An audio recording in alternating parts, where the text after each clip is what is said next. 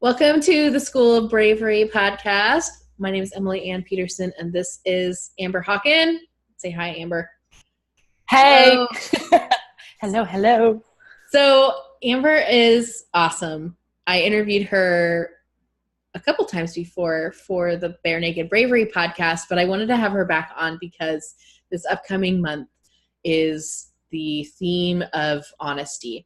And we just came out of the theme of friction, and we're going into honesty, which some people might say are the same thing. Or being honest can have a lot of friction attached to it.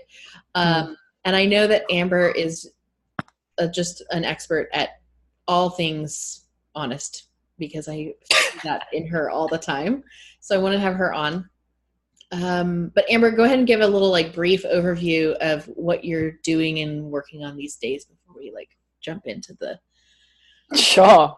Well, to be perfectly honest, there's a lot going on and there's a lot of moving parts, but to be brief, I'm kind of split into, as far as creatively, I have my Amber Hawken stuff and I run retreats and I do one-on-one work with that, talk a lot of shit on my videos and stuff about the brain and life and reality and consciousness and evolution of our soul and psychotherapy and trauma healing and that kind of jazz. And then my other half is, it seems very different, but it's really the same basis, but it's called Calm Mind Project. And we started by teaching emotional intelligence and resilience in schools through mindfulness, meditation, and self-awareness, because working with the adults long enough made me kind of question, well, how can I put myself out of a job here?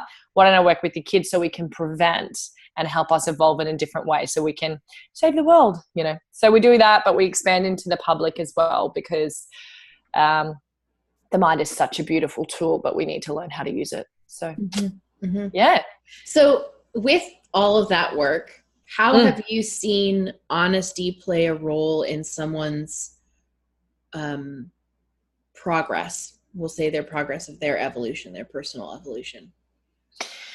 The first thing that comes to mind is really understanding probably what holds us back, which it's no secret. We all know it's fear, but what is fear exactly? Fear is, a lot of the time when we think about fear, we instantly have an image or a mental association with the feeling that we associate with fear. Now, your feeling is completely different to my feeling, but we're both afraid of it.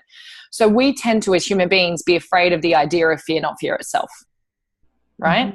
So to answer your question, when it comes to honesty and progress, because we all have a fear, we all have a sense of who we are, right? Let's start there. Let me start at the beginning. When we're born, you don't know you're Emily Ann Peterson. You don't identify as anything. You don't identify with anything at all. When I say identify, it's to think you are. I often say that, people are like, what does that mean? So if I was to identify with my keep cup, I'd think I was the keep cup. We identify with nothing when we're born. We develop this sense of identity of who I am. And we ask the big questions on a primitive level. What is it to be enough? What is it to be loved? Because our amygdala is asking these questions because we need to survive. So we form this sense of self, me. This is me. This is who I am. And I've learned when I do this behavior, or I say this thing, or I don't do this thing, I'll get love. I will get affection. I will get support. I will, whatever it is, right?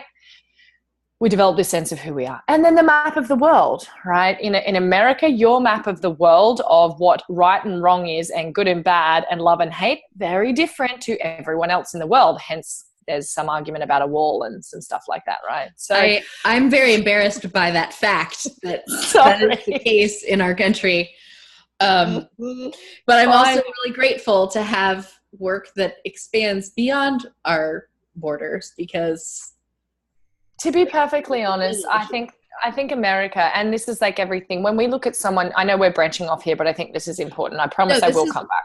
This is part of the deal, because being honest about the reality or I should say, the reality of someone who lives in the United States is very different in an honest kind of way. It's very different than somebody who lives in Australia or Greece or Israel or the UK. Like, there are very different honest realities.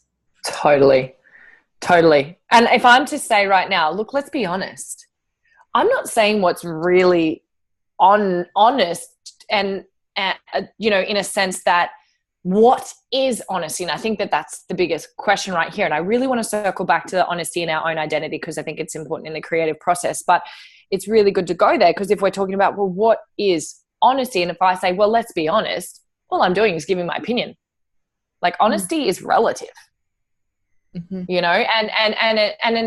then there is a sense when we're looking at a someone who comes to mind now is Glennon Doyle, right? And she's talking about what she feels is honest and what needs to be said. And that's incredible. And in a sense, we've spoken about anger in the past and how anger can be something that's very productive if we put it into passion, if we put it into change. But if anger turns into judgment about right or wrong, then it fucks us up. Can I say fuck? I said fuck, sorry. Yep. Cool. So because it and the reason it causes friction, and not because I think that there's a friction that is progressive and then a friction that's not progressive. Like, we can have friction, but if the friction creates more tension, more judgment, then you're rippling towards the regression or de-evolution, or you're just going back into fear. Whereas if we can use the friction that we feel, which we can use as anger produced by honesty, then we can use it to change. So I guess if we're ever going to say the statement like, let's be honest here, then while you're saying it, express yourself, but simultaneously be open to that creating change in your own mind as well. Right. Because, so let's go back to our own sense of identity. Right. And honesty.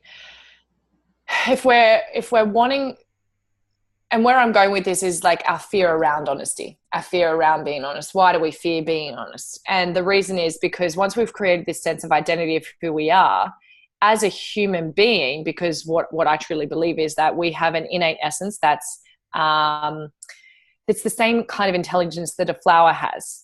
Right? How does a flower know to grow into a flower? When it's a seed, if you have a seed, a sunflower seed, how does that sunflower seed know to grow into a sunflower? Like, how does it know that? And if you ask anyone the question, they'll be like, I don't know, it just knows. It's coded. Yeah, but where's the coding from? Like, where did it come from? I don't know. And people will be like, and they get to this kind of mind-blowing thing that they realize it comes from somewhere that we can't really explain. It's an innate intelligence. Cool. You have that. I have that. We all get that. It's science. I guess we can't really measure innate intelligence. There's not like a measurement like kilometers or miles for it, but we feel it. We know it because we can see it. So it is real. So there's an innate intelligence. We've got that, but we've also got this sense of me and I. They're separate. They're different. The me and the I has built itself. It didn't actually exist when we were born. It's something we created. It's something we hold on to, and it's actually creates the experience of life. It creates all these filters. As an example, and using America again, but depending on where you are situated in the USA, right? Where you are on the borders of USA, even if you're north or south or east or west, will very much determine how you've seen the world, whether or not you think there should be a wall, there shouldn't be a wall, and your reason behind that. Right. It is all literally just a filter. If we were to remove all of these different filters, and if you're a bit like me and you're from Australia and you're watching this, you're like, this is a fucking circus. What is even happening? Yeah, but I'm also not very politically engaged. I'm kind of like, seems like a lot of effort, but I'm really, really, really, part of me is like, maybe what I could do is actually engage a little bit more to learn things around social change that would help the betterment of our world. Because I think being politically involved like that, I think you do that very well. I'm just not like that, not because of any particular reason. It's just like, what you're getting at is basically like, who am I without the baseball hat that I have on my head? Who am I without the car that I drive? Who am I without the job that I have? Who am I without the family that I grew up in? Who am I without the genetics that I have deep in the amygdala, like ancestry, like, who am I without all of those things? Right. And if we're going to use honesty and friction, and we're talking about like what is honesty and how does it prevent progression, the reason that we fear honesty, it's not that we actually fear honesty, it's that we perceive, it's that we actually fear the feeling of fear, or the perceived feeling of fear. We're like, well, if I'm going to be honest, then I'm going to be vulnerable. Honesty and vulnerable, as I know that you teach, it's a sub, right? Yeah. Honesty is a sub ingredient of vulnerability. Right. And it's like, to be vulnerable, you need to be honest. And to be honest means I'm being vulnerable, which is to open up. And the only part of us that is afraid of that vulnerability is this imagined sense of self. So if we're not honest, then we're not willing to challenge that imagined sense of self. And the reason that limits progression is because that imagined sense of self sees the world only one way. And if you want to progress and evolve in your life, you have to be willing to tear down that imagined sense of self entirely, to tear away all these ideas about who I am. Like, progression is not about adding things on, it's about taking away what's not real. Mm-hmm. Mm-hmm. So we've got to be honest to tear that down, right? It's really interesting what in the masterclass that we just did on how to bounce back from down days. One of the things that I came to in the class prep was,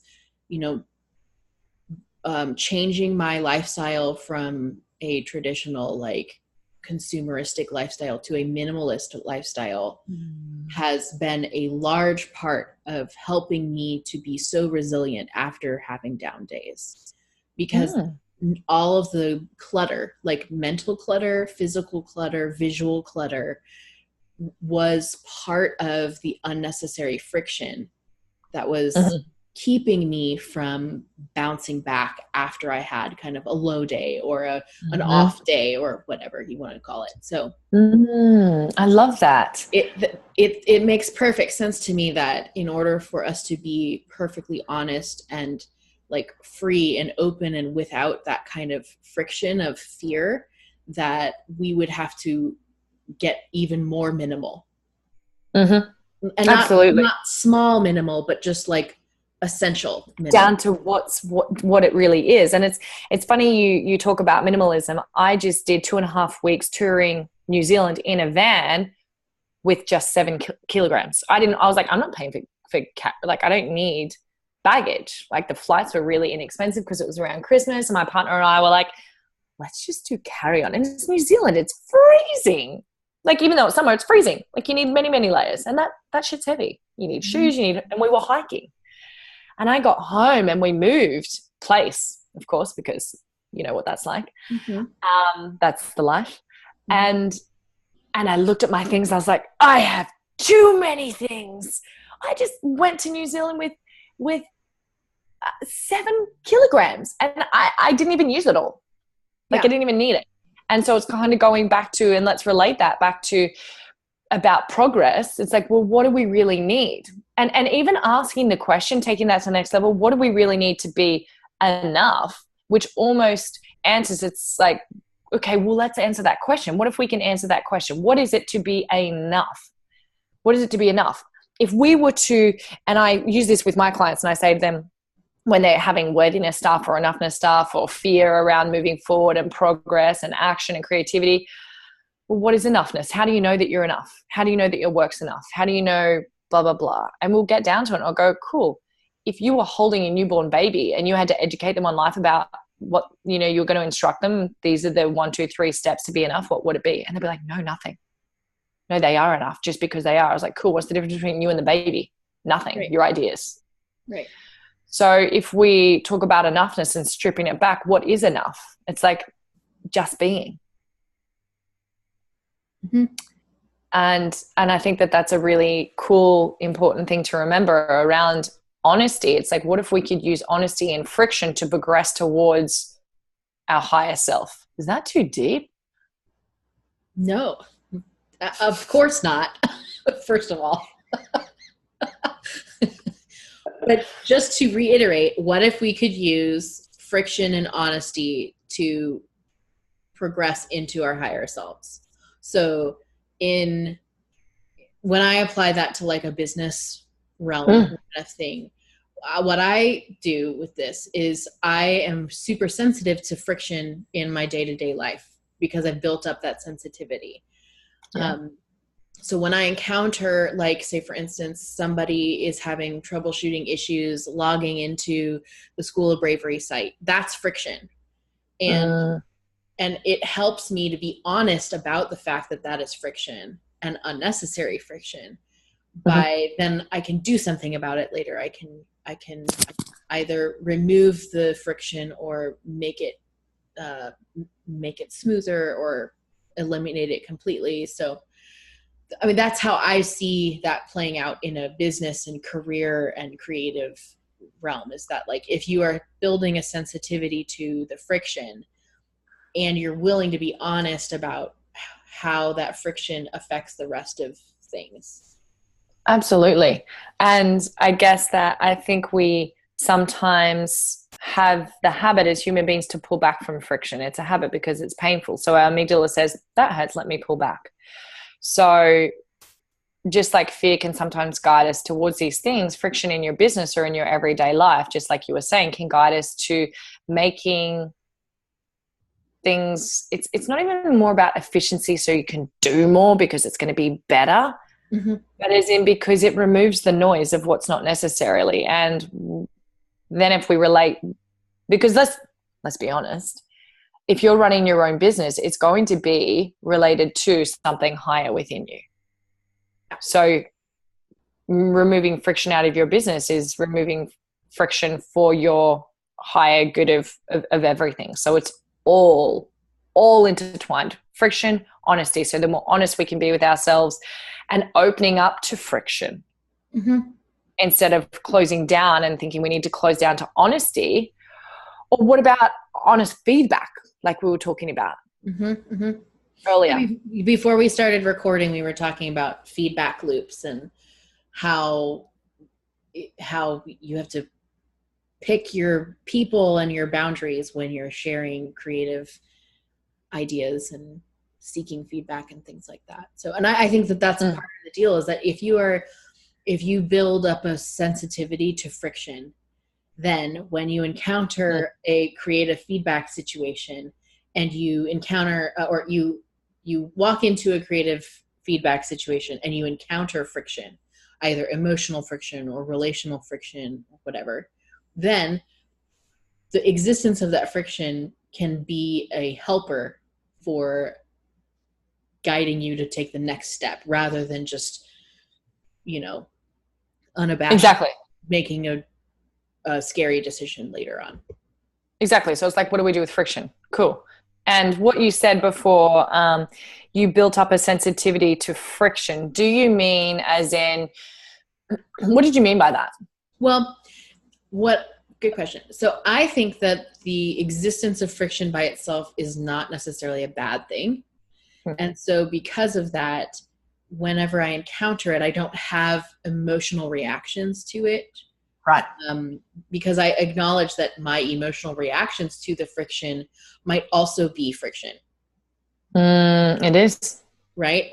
And so by separating the existence of that friction by itself, I'm able to get a more honest look at how to take the next step forward. Right.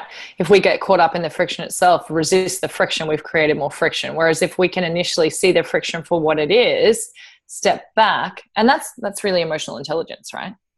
Oh yeah. So friction is energy. Energy is that emotional reaction. I don't mind sharing. Shall I share what I spoke to you earlier about creative friction?